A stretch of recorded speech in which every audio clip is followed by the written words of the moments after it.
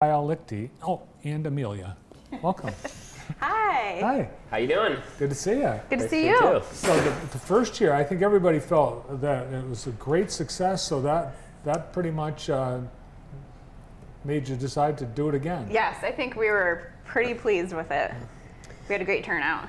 Yeah, it was hard to plan, and it's a tournament that takes place across the nation. And being out of Jackson for 20 years, right?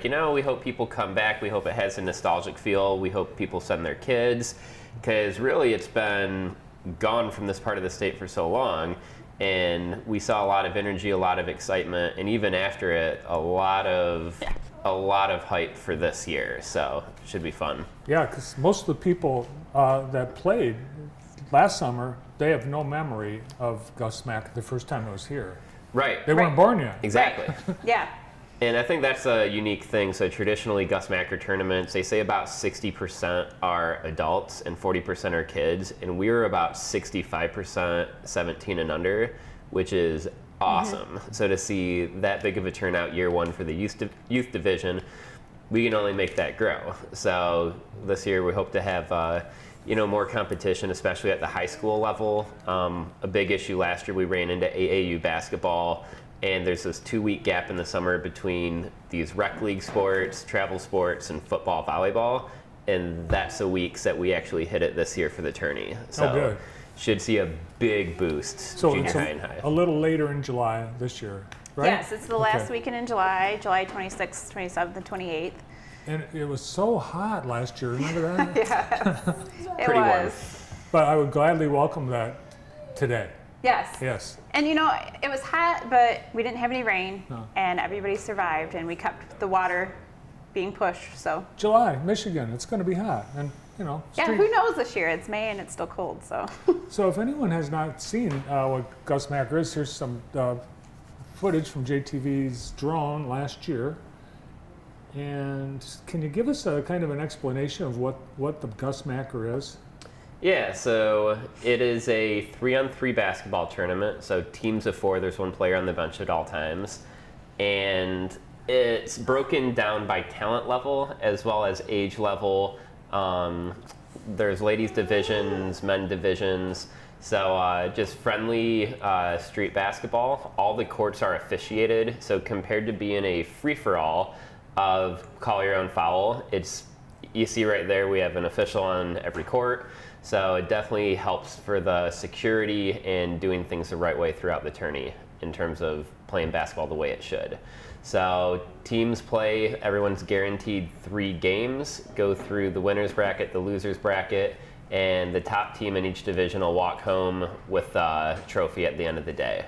Well, the that's a dunk slam dunk. contest, that Yep. was the highlight of the thing, I think, for a lot of people. Mm-hmm. And it's pretty cool. The dunk contest, CP Federal Credit Union is a sponsor for that, and we give away a $1,000 cash prize to the winner. And there's other dunk contests in the country, but this is the top payout, which is pretty awesome. So definitely should draw some top talent this year. What's the payout? What do you win if you win? $1,000. $1,000. yes, that was Absolutely. a thing that Gus Macker did way back in the day, and we brought it back. So that's the other thing that Jackson has going for them, is bringing back the $1,000 prize. There's a limit to how many people can play, right? Or how many teams you can sign up? So Bye, Amelia. Bye. So each division is limited to around 18 teams. So if it grows, then we might have 2 different divisions in the same age bracket. So really it's unlimited with how many teams we can host. I think for the amount of hoops that we have, if it was absolutely maxed, it'd be like 400 teams. And last year we were at 130. Mm-hmm. So there's definitely room to grow. We were super pleased with last year's numbers as a first-year tournament, but think this year it'll just, be on a completely different level. And new this year, you're sharing the proceeds with the charity, a local charity. The Friday night, the Heroes. So there's a couple different things new. So it's not an event designed to make money, to keep money. Since Experience Jackson hosts it, we want to give back to the community. So we give back to the volunteer groups that support it, but also the Lyle Torrance Center is the nonprofit of choice. So they're going to come out. We're going to have a court for all, so students and individuals with disabilities can play. Looking forward to that, but they're going to be where we're going to give the money. Then the Heroes League, Friday night during the cruise-in, we're going to have a 8-team competition, 3-on-3 basketball with local emergency responders, city police, state police, and so on. Yep. So should be fun. So last year you needed a lot because the first year, a lot of logistics and sponsorships. And so where are we at? What kinds of things can our viewers help with right now? So we're still looking for volunteers. We like to work with groups.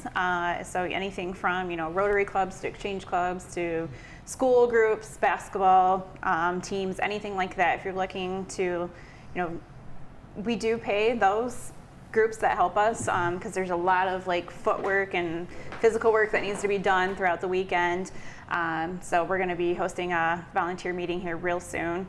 So if you're interested in that, you can get a hold of us on the Gus Macker Jackson, and it's jxn@gmail.com. And then just let us know that you're interested, and we'll be in touch on what that looks like. So we have, there's scorekeepers, there's setup, there's tear down. It takes a lot of manpower. And sponsors. Yep. So range of sponsorships available everywhere from a court sponsor to, like Jessica mentioned, we have all these volunteers. We need to feed these volunteers. So any help with food to get the volunteers, the referees fed. But we're really making this, we want to turn this into a festival, not just a basketball tournament. So some of the things that we could add on, if we had support, could be like a photo booth, different trivia games, prizes, activities.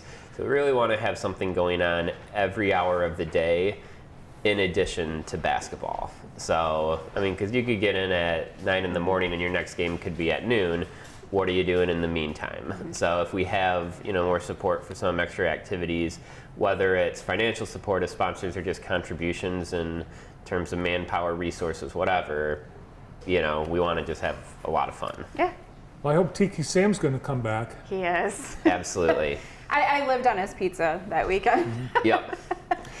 And I know last year, because it's so hot, you don't know what the weather's going to be, but you were, I think, thinking maybe you're going to try for more green space to have the courts spread out in different areas this year? Yes, we're pushing down Michigan Ave, a little bit of South Jackson, and we're going to be utilizing the park. So there's going to be a lot of things going on there, food trucks, and then we're going to kind of surround the park. So I'm really excited about that. The intersection will be the main focus where our DJ will be set up with announcements throughout the weekend. So we did that for a couple of reasons. One, because the green space, people can sit, and kind of relax and have some shade. Two, because we want to grow. So we want to be able to bring more people downtown. So we're really looking forward to that. We've been working diligently with the city to create the perfect plan. So we couldn't thank them enough. They've been so great to us. And All right. It's cool too, just being able to be in front of the Rustic Market, Blue Julep, all the way to Chilangos, to JSO.